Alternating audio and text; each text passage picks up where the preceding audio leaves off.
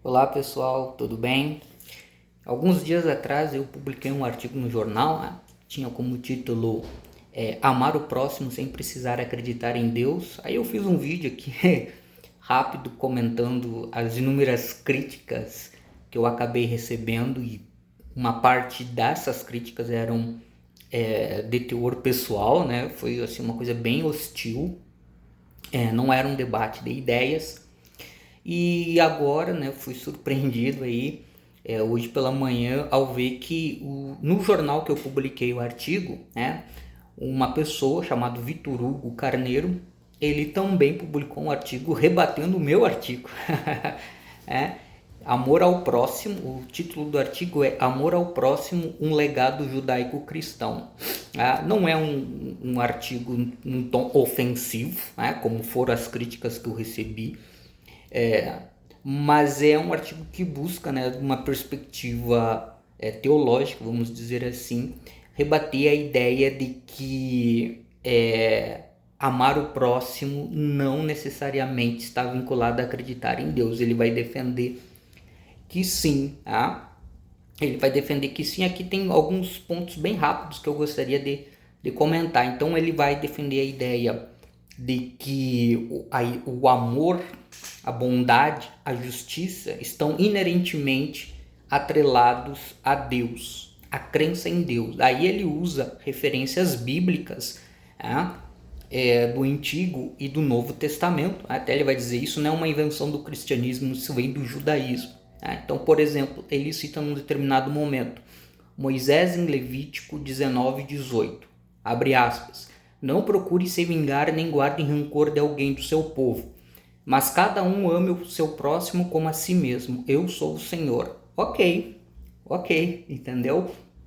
Se a gente for pegar a Bíblia, vai ter várias passagens que vão, né, dentro dessa perspectiva de pensar o outro, né, de ser bondoso com o outro, etc, etc. Ok. Porém, a mesma Bíblia tem diversas outras passagens onde ela se mostra extremamente intolerante em relação à diferença. Então, como ele pegou, eu também tenho uma Bíblia aqui. Vocês acham que o ateu não tem uma Bíblia? Eu tenho uma Bíblia aqui e aí eu peguei, por exemplo, Samuel 1:15. Samuel disse a Saul: foi a mim que Yahvé enviou para te ungir rei sobre o seu povo Israel. Portanto, escuta agora as palavras de Yahvé. Assim diz Yahvé dos exércitos: resolvi punir Amaleque pelo que fez a Israel, cortando-lhe o caminho quando subia do Egito.